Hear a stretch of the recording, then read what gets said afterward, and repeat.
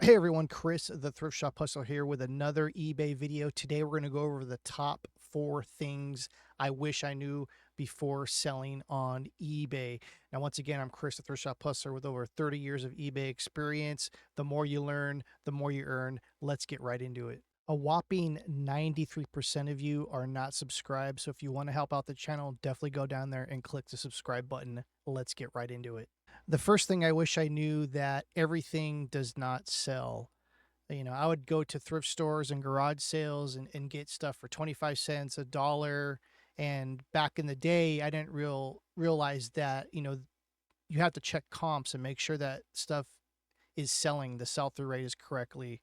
If you got 100 pairs of pants and only two of those particular sizes or brands are selling, then it might not be something that you want to buy. And early on, I would just buy anything that I thought was cool and think that I could just throw anything on eBay and it will sell. But roughly, took me many, many years to figure out that you want to find stuff that's actually worth selling, and that might be the hardest thing to also learn too. And not on top of that, the death piles and the storage and everything starts to accumulate, and you're just wasting your time. So just to make sure, number one, you're buying quality items that you can definitely sell on eBay. Okay, let's recap. Just because it's old or collectible doesn't mean it'll sell. Sell through rate matters more than your gut feeling. Storage space is precious, don't fill it with duds. And finally, learn to walk away from items that aren't worth your time. Number two, customer service can make or break your eBay business. Now, eBay's in the people business, and I'll tell you, when I first started, I didn't really realize that, shipping things on time and answering customers' questions on time was something I really didn't have to do. But you understand, like, you got to strike when the iron is hot, especially with customer complaints, any questions. You really want to be on top of that. Not to mention having a no hassle return policy, something that eBay is definitely helps you out in the algorithm, having, returns, 30-day returns, hassle free, having that customer experience, knowing that they're buying an item that you stand behind it. Back in the day, you used to just, we didn't really test electronics and do all that kind of stuff. But over the years, you learn that, you got to test those electronics. You got to mention if there's any kind of stains. You have to really be on top of your customer service game and understand that some people are going to have a bad day. You're going to get returns that just make absolutely no sense. I had one person actually return a DVD, a brand new DVD. They opened it, they watched it, they didn't like the movie, so they returned it.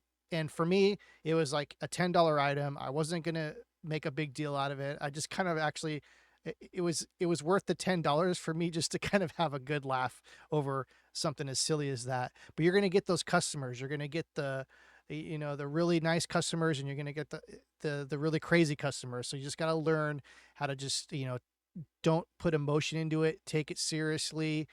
Every customer is going to be unique and different. For the most part, 99% of the time, you're going to get great customers, but every once in a while, you're going to get one of those customers that just are over demanding, that don't make no sense. But you got to try your best to do what you can to make your customers happy. You get return customers that way. And it's something that I wish I knew early on, is to just be on top of everything as soon as I can. Remember, fast and friendly replies keep buyers from opening cases. A no hassle return policy often leads to better feedback. One bad experience can ruin a buyer's trust and your day. And finally, stay calm with rude buyers. eBay favors sellers who stay professional. Number three, photos and titles matter more than you think. This is something I wish I knew back in the day. I used to take really, really messy photos, stuff on the carpet, things in the background. Nowadays, you have smartphones, which makes it a lot easier. You got a lot of different apps that could isolate backgrounds.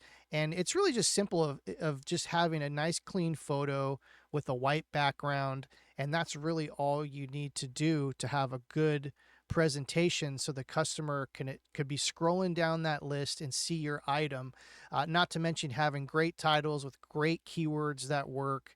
You want to have the brand names in there. And what's nice about item specifics is you can actually select those different colors, sizes, and things like that. And you don't really have to put that stuff in your title. You can have it in the item description. You can have it in the item specifics, and eBay will automatically kind of pull that kind of information, whatever you're doing in your search. But it's also good to have relevant keywords and not a bunch of other like ands and hard to find and rare. That stuff's not really going to help you at all. These are the things that I had to learn, is you got to keep it simple with your keywords. And how I think about titles is, what would I do if I was searching for this particular thing? And this was a light bulb that came on for me a very long time ago. Is you kind of have to reverse engineer some of this stuff when you're a seller. You kind of think like the buyer. Well, if I was looking for this particular camera, how would I search for it? And then you use that same information and put in your titles and keywords just like that. And you're good to go. Remember, listings are digital. Your images and title are the only way for the customer to touch the item. Dark, blurry, or cluttered photos kill interest instantly. Keyword stuffing can hurt visibility and confuse buyers. And finally, use natural light and neutral backgrounds and clear angles. Number 4, shipping. One size definitely does not fit all. It's one of the things I realized very early on, is that you can lose a lot of money if you don't know the shipping costs and the different shipping services, whether you're going to go Ground Advantage USPS, if you're going to go FedEx Ground or UPS Ground. It's one of the things that you should probably try to figure out as soon as you can, because you can lose a lot of money if you have the incorrect shipping sizes and weights. And there's been plenty of times early on where I would charge $10 for shipping, and then it would actually cost me $20 to ship it. And so you have to kind of go back and forth and learn a lot about that stuff. And a lot of that stuff is trial and error. So I give it to the new eBay sellers, because I understand, like, it's one of those things where you have to kind of learn. It's also good to measure and weigh items before you list, so you have a general idea of how much stuff is going to cost. There's variety of different shipping calculators online that you can use. I believe eBay has one. I haven't used it in such a long time because I kind of understand how shipping works. And so it's one of those things where you can go and you can actually do shipping calculators to figure all that out. A lot of people do free shipping. Some claim that it helps the algorithm. For me, I don't really care about that too much, because the things that I'm selling, for the most part, sell through. And there's been plenty of times where I've charged free shipping and then I had a sale for 50% off, and you lose that additional money because it's free shipping. And that's one of the pitfalls that you kind of learn as you go, is like, okay, well, maybe I shouldn't do that. And also, like, shipping's not a cookie cutter situation for everyone. Some people might have a UPS store a block away, and some people might have a post office 5 miles away. So every seller is going to be different in regards to how they handle shipping. Like I said, I like to have the correct boxes all ready to go. I like to have the items measured and weighed, so I kind of have a general idea of how much it's going to cost me. And if you do it right, you can actually profit a little bit off the shipping. Now, I don't suggest profiting like a lot with the shipping, because the customers will definitely notice that. There's even a star rating that's been around for 5 or 6 years that kind of says, are they overcharging for shipping? And so, but you can actually pay for your supplies if you can actually do the shipping correctly and still have 100% feedback and stuff like that.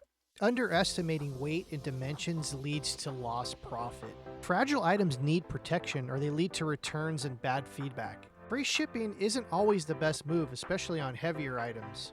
And lastly, know your shipping zones and use calculated rates when possible. I'm also curious to want to know what you wish you knew before you started. Definitely leave a comment below. Also, don't forget to check out this video. What you know about rocking the wolf on your noggin? What you knowin' about wearing a bird box skin? I'm digging, I'm searching right through that luggage. One man's trash, that's another man's. Your granddad, for the